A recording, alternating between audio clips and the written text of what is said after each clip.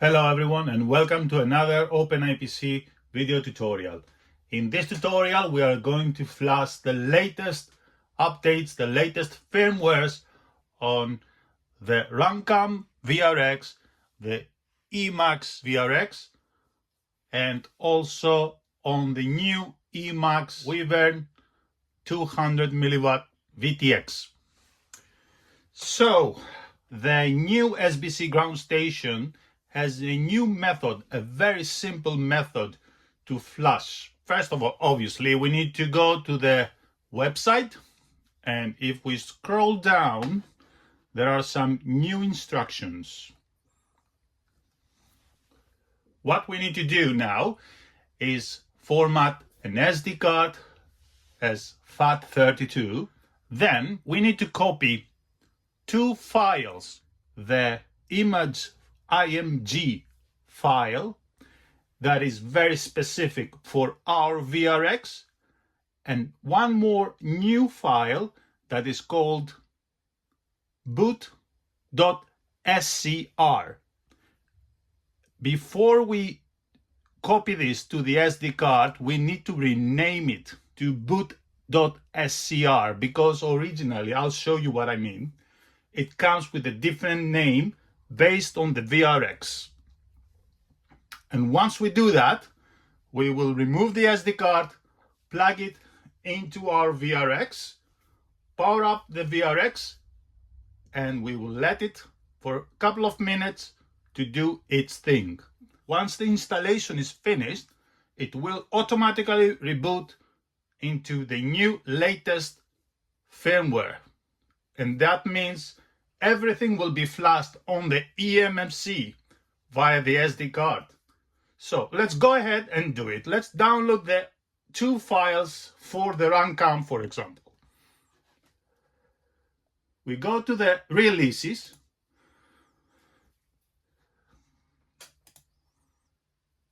Then we open the assets and we search for the RunCam firmware. Where is it?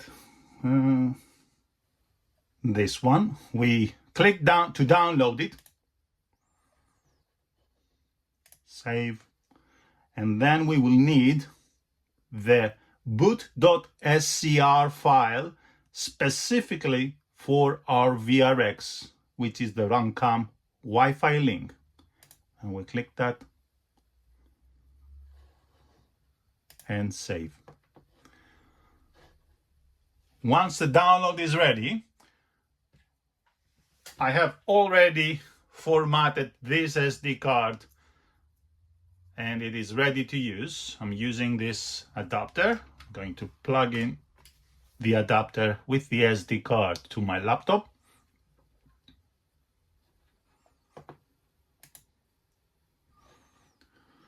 And you can see here that there is this file that it's RunCam_WifiLink_boot.scr. So we need to rename that to boot only. And these are the two files that we need. We copy, we go to the SD card, and we paste those two files. And then we eject the SD card from our computer, and we insert it into our VRX. Okay. And now we are going to power up our VRX. I have plugged an HDMI monitor to my VRX, and now I'm going to plug the battery, and it should happen everything automatically.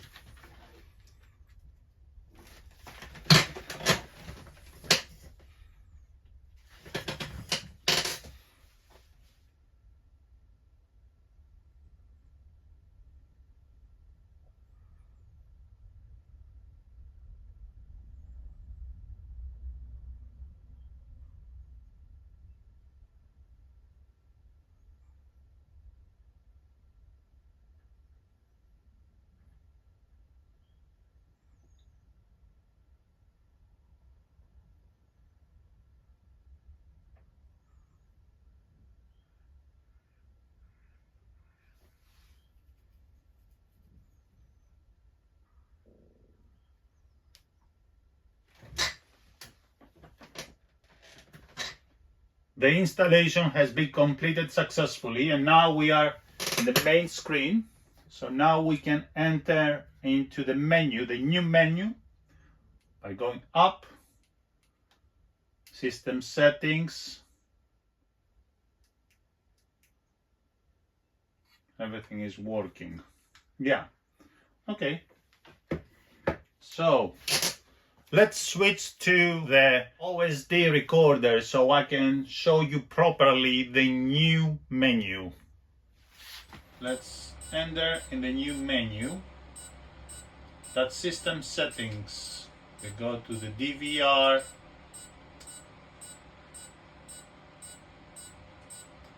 And this is the only option that I couldn't show you. With this option, I am able to record the OSD. And then we have the bitrate, which is 50 megabits per second, the resolution of the DVR, the codec of the DVR, the maximum file size, which is 4 gigabytes. That means if it exceeds 4 gigabytes, the DVR, it will create a second file, and if it also exceeds the 4 gigabytes, it will create a third one, and so on. This is the mode of DVR. It's the RAW, the re-encode, and both. The RAW file means it's the video that comes from the camera directly, and the re-encode is basically the screen recorder. It's what I see while I'm flying on my goggles. I will leave it on re-encode because I want to enable an option, the color trans reversal. And then we go to the display. This is if I want to render the OSD on the ground station. This is the resolution of the ground station video, and with this one I can reduce the size of the screen, because there are some goggles that they will need this setting.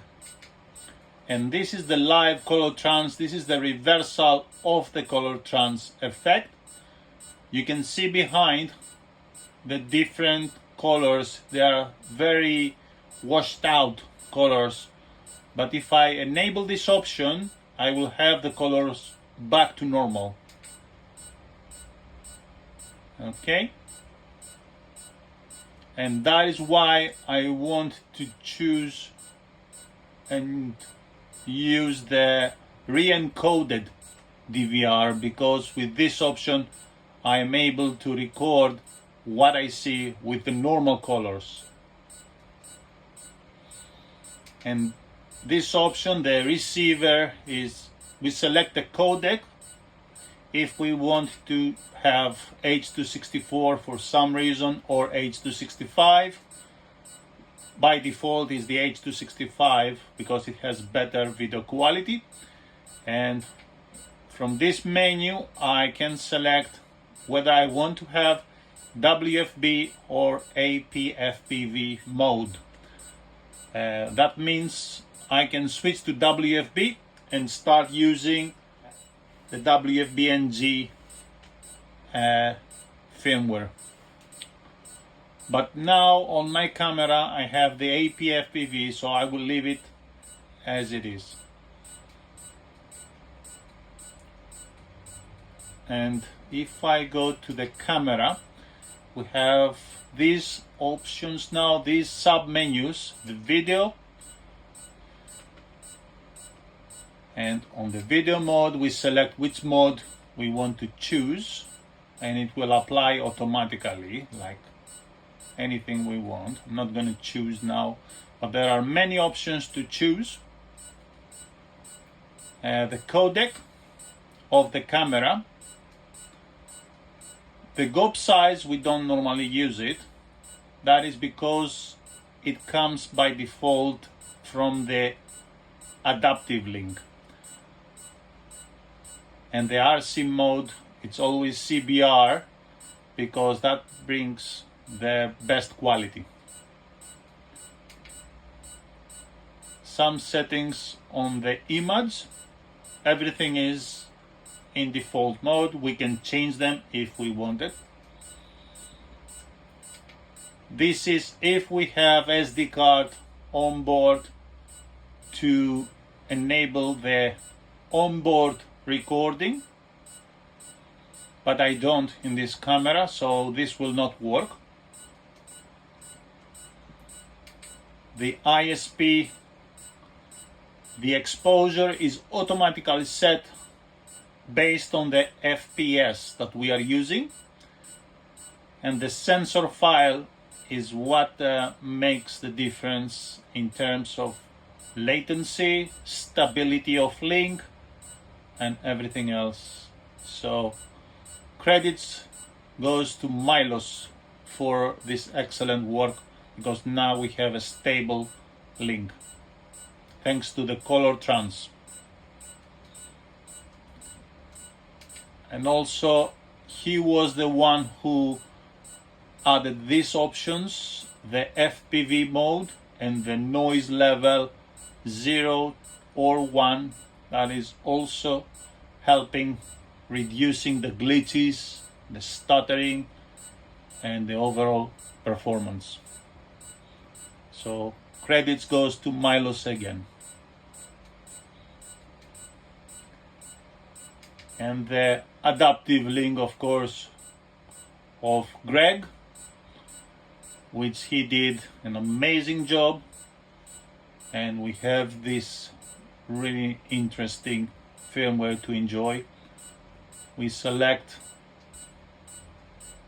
the link resilience from here.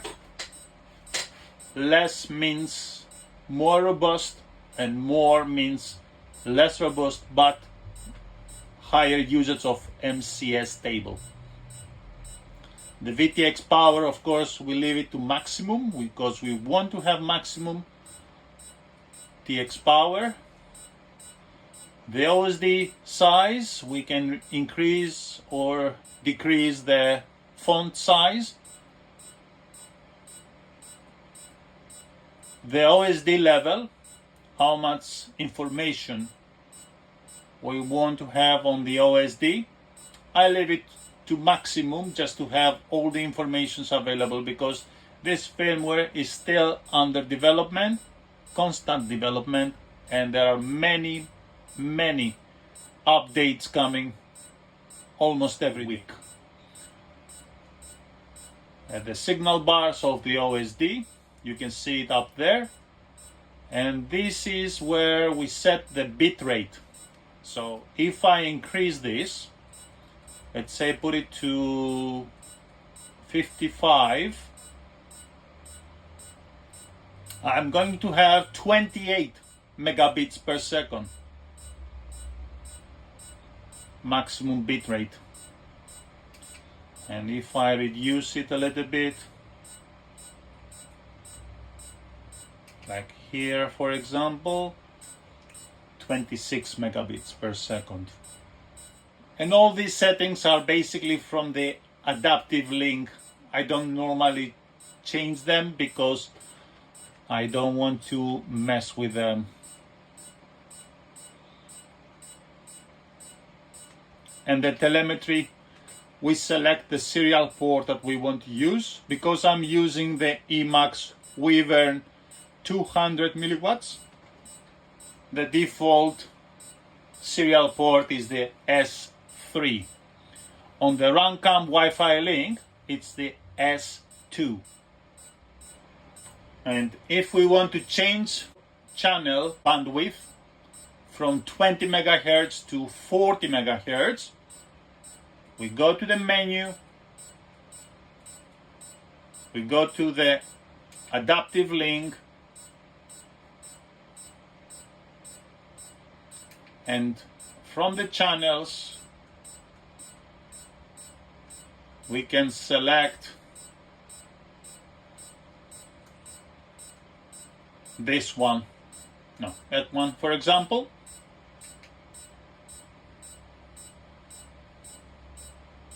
And now we have 40 megahertz. And if we want to choose 80 megahertz bandwidth, we go again to the channel and we scroll to this one, for example.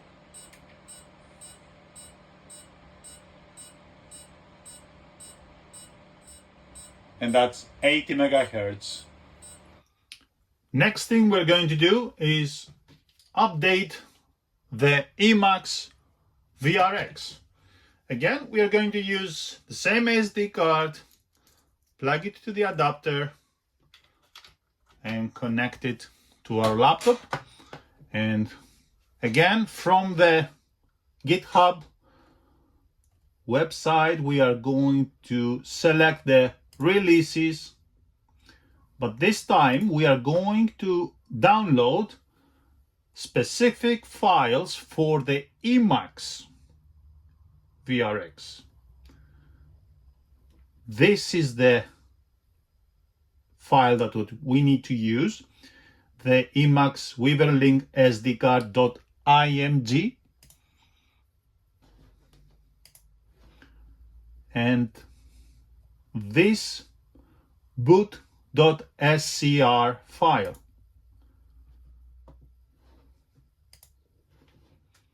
And now we need to rename again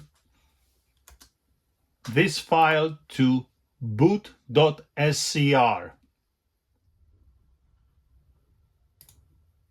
And we copy those two files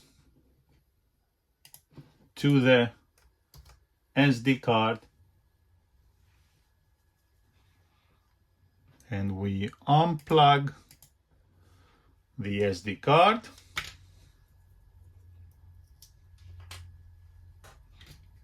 and very carefully we plug it to our VRX.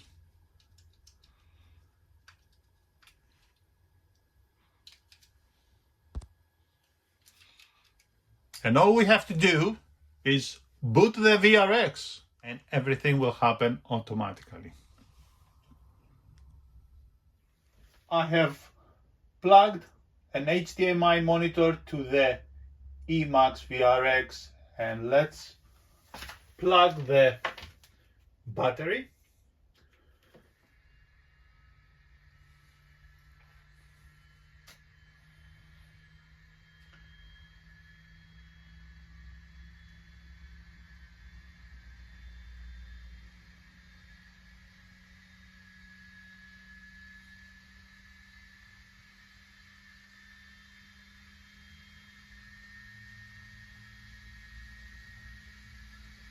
The installation has been completed, and now the VRX performed a reboot.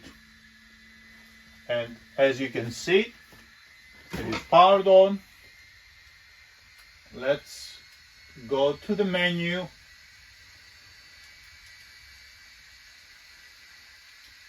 System settings, receiver, WFB, APFPV. We are changing the RX mode.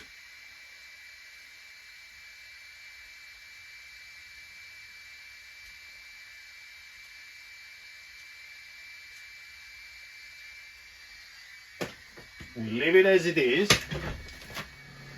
Let's power up the EMAX VTX, and now we must restart the VRX.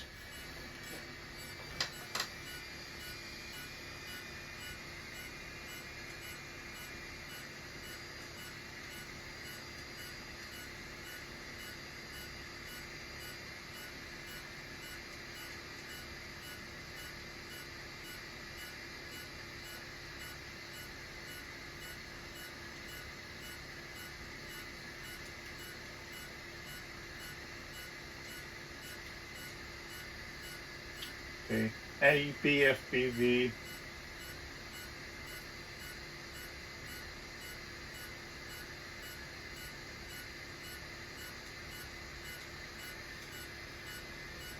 Done. Take some time to sync, and yes. And let's enable also the color trans reversal.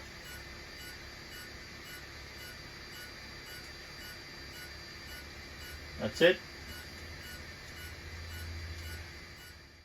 And finally, for the Eachine VRX, because there is no eMMC, all we need to do is download the SD card.image, the IMG file for the RunCam WifiLink.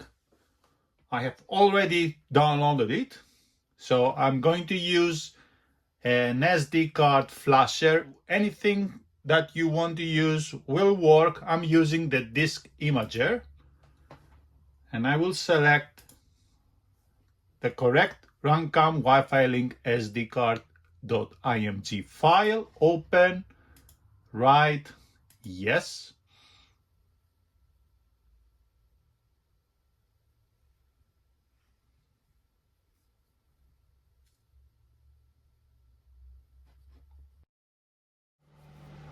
Now let's flash the latest firmware from Greg.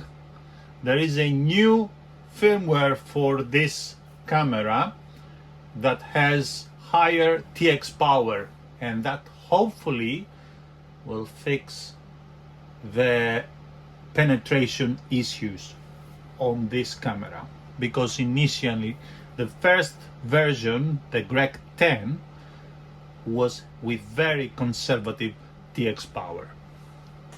We open the companion. I have already downloaded it. You can watch my previous tutorial on how to do it. Right click, run as administrator. We open the companion. Make sure to have this version, very important. And we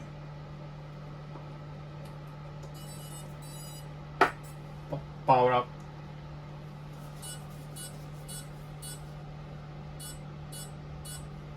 the drone, and we wait for this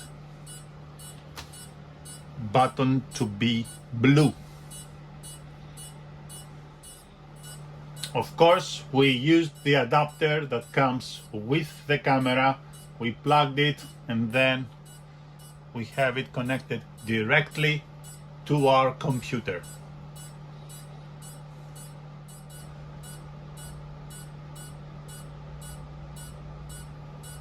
Okay, so now we have the button blue. We click connect.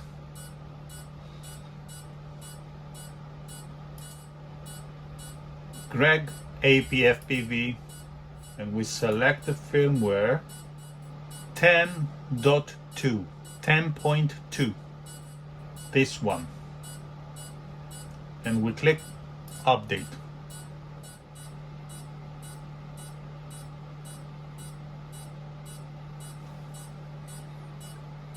And done. Let's plug a new battery. And I'm going to plug the VRX.